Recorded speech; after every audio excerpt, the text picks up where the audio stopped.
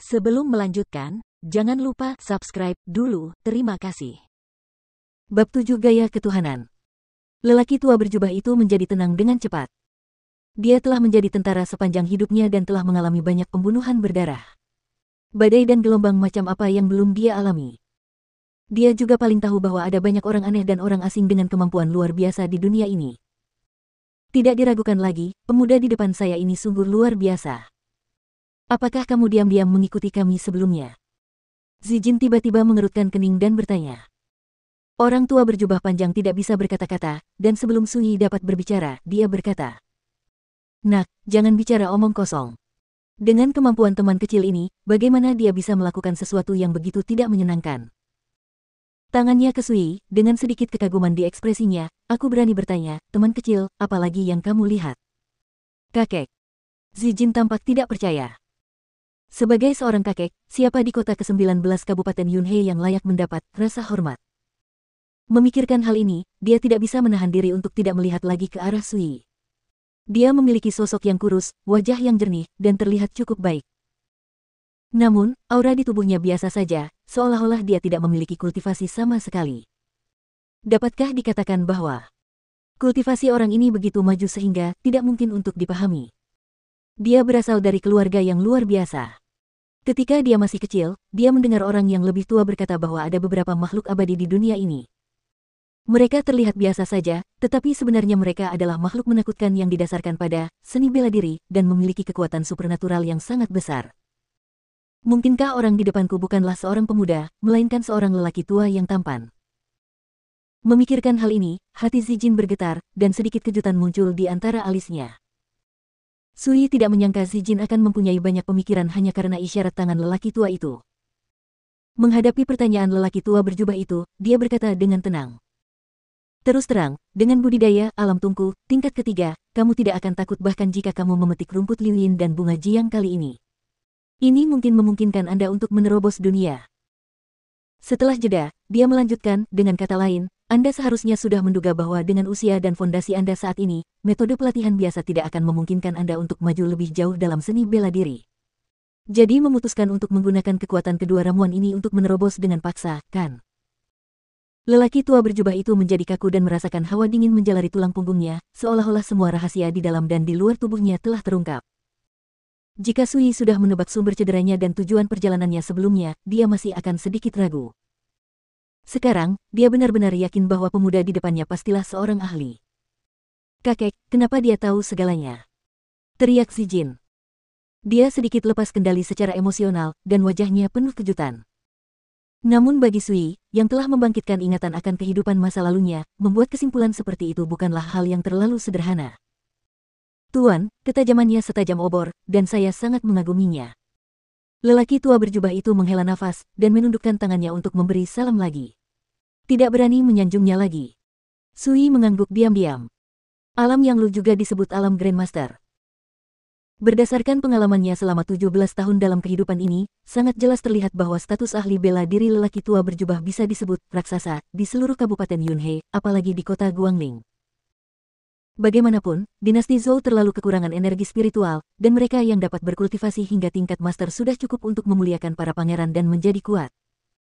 Saat ini, jarang sekali lelaki tua berjubah memperlakukannya dengan sopan karena statusnya sebagai master. Tuan, karena Anda bisa melihat luka kakek saya, Anda pasti punya cara untuk mengobati luka kakek saya, bukan?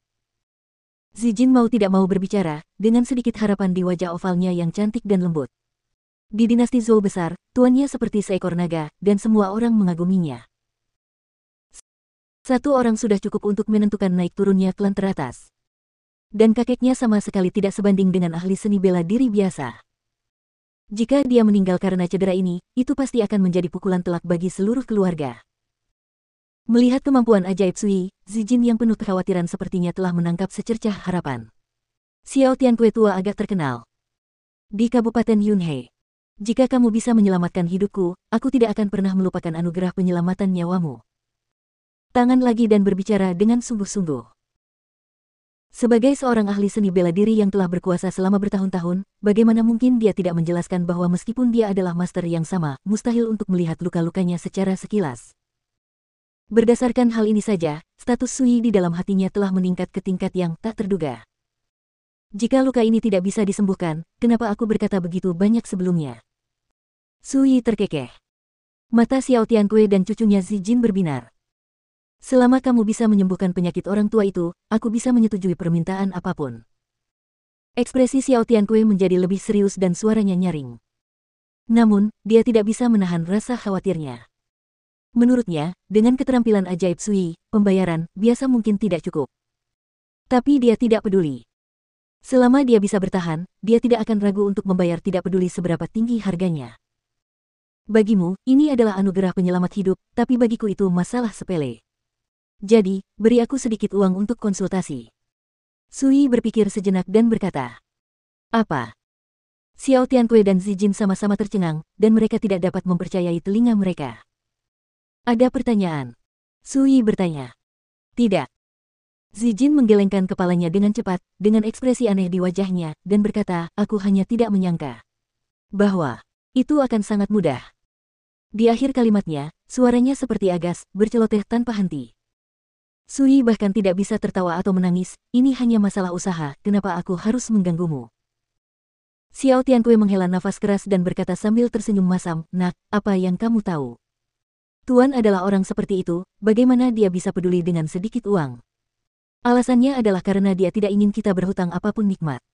Itu dia. Zijin tiba-tiba menyadari. Ini adalah master yang tidak peduli dengan bantuan yang diberikan oleh karakter seperti dirinya.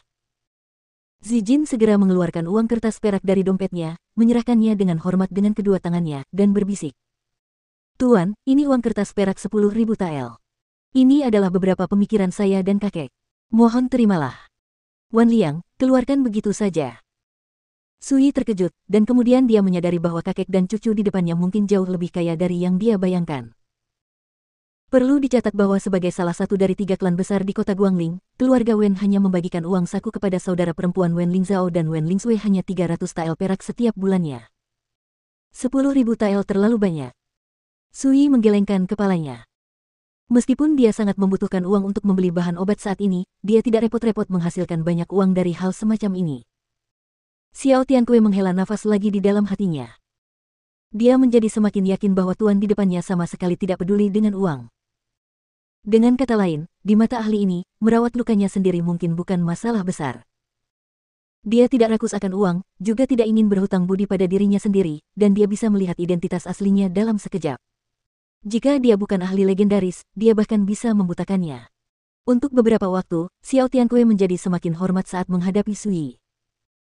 Dia licik dan mengambil pandangan jangka panjang, dan diam-diam dia memutuskan bahwa ketika lukanya sembuh, dia akan menjalin hubungan dengan tuan ini apapun yang terjadi. Pada saat ini, Zijin tampak malu dan bergumam, tetapi pecahan terkecil dari uang kertas yang saya miliki adalah 10.000 tael. Sui. Di dinasti Zhou yang agung ini, betapa kayanya sebuah keluarga, secara berurutan untuk bisa agar seorang gadis kecil menjadi begitu kaya. Namun Xiao Tiankui tampak serius dan berkata, Tuan, bagi orang biasa di dunia, 10.000 tael memang jumlah yang sangat besar. Tapi bagi saya, itu bukan apa-apa, dan itu jauh dari rasa syukur di hati saya. Seperti yang Anda katakan sebelumnya, bagi Anda ini adalah masalah sepele, tetapi bagi saya, ini adalah anugerah yang menyelamatkan jiwa. Setelah mengatakan ini, dia membungkuk dan berkata dengan nada tulus, terimalah dengan cara ini, yang lama laki-laki dan cucunya bisa merasa nyaman. Melihat kakeknya memberikan hadiah yang begitu besar, Zijin menjadi cemas dan berkata dengan hormat. Tuan, saya tidak takut dengan tawa Anda. Di dinasti Zhou besar, kehidupan seorang guru seperti kakekku bernilai 1 juta tael. Kamu tidak bisa membelinya dengan emas, apalagi 10.000 tael perak. Terima saja, kalau tidak, kakek dan aku akan merasa bersalah seumur hidup kita. Dia juga membungkuk dan memegang perak di tangannya. Melihat adegan ini, Sui sempat merasa lucu. Dia awalnya memiliki mentalitas melakukan sesuatu dengan sedikit usaha, tetapi dia tidak pernah berpikir bahwa pihak lain akan bersikeras mengirim uang. Dia terlalu malas untuk menolak lagi, menyimpan uang kertasnya, dan berkata sambil tersenyum, oke, jangan lakukan ini lagi, kalian berdua. Ini hadiah yang bagus, jika tidak, biaya pengobatannya akan terlalu panas. Xiao Tiankui segera berdiri tegak, dengan senyuman di wajahnya. Zijin juga menghela nafas lega, alisnya dipenuhi kelegaan dan kegembiraan. Kalau aku ingin menyelamatkan lukamu, selain menelan obat selama 7 hari, aku juga perlu menggunakan cara rahasia untuk mengeluarkan racun mayat dari 5 organ dalam. Hanya dengan cara inilah bahaya yang tersembunyi bisa dihilangkan sepenuhnya. Kata Yi sambil memberikan resep. Ada lebih dari 30 jenis tanaman obat, tidak ada satupun yang langka. Hanya Yaoyin yang sangat langka dan berharga, itu adalah Jade Totsloh yang berumur 10 tahun. Namun, Sui percaya bahwa hal ini tidak dapat membantu keberadaan master seperti Xiao Tiankui. Terima kasih Tuan atas resepnya. Setelah menghafal resepnya, Xiao Tiankui membungkuk lagi, merasa sangat bersemangat. Sui mengangguk dan berkata, telan obat-obatan ini selama 7 hari. Setelah 7 hari, tunggu aku di sini dan aku akan membantumu menghilangkan sisa racun di tubuhmu. Ucapkan selamat tinggal. Setelah itu, dia berbalik dan pergi. Hingga sosok Sui menghilang jauh. Baru kemudian Zijin kembali sadar, matanya yang indah bersinar, dan dia berkata dengan lembut. Kakek, jika pria itu tidak mengetahui rahasiamu sekarang, aku pasti akan menganggapnya sebagai pembohong. Tiba-tiba mencibir dan berkata, nak, jangan bicara omong kosong. Itu hanya 10.000 tael perak. Bagaimana kamu bisa menarik perhatian pria itu? Lihat perilakunya, dia benar-benar dewa. Kamu harus lebih rendah hati dan penuh hormat. Jangan bersikap tidak hormat. Jangan sedikit pun. Di akhir kata-katanya, ekspresinya menjadi sangat serius. Zijin menjulurkan lidahnya dan berkata dengan patuh, kakek, jangan khawatir, aku sudah menuliskan semuanya. Xiao Tiankui bersenandung, lalu berkata dengan emosi, kupikir aku tidak akan punya waktu beberapa hari lagi hidup ketika saya kembali dari Gui Murid kali ini. Siapa yang mengira bahwa secara kebetulan, saya akan bertemu dengan seorang ahli, memberi saya nasihat, dan memberi saya resep. Tiba-tiba menamparkan keningnya, memikirkan sesuatu, dan terlihat kesal. Berkata, saya bingung, saya lupa menanyakan nama bapak itu tadi.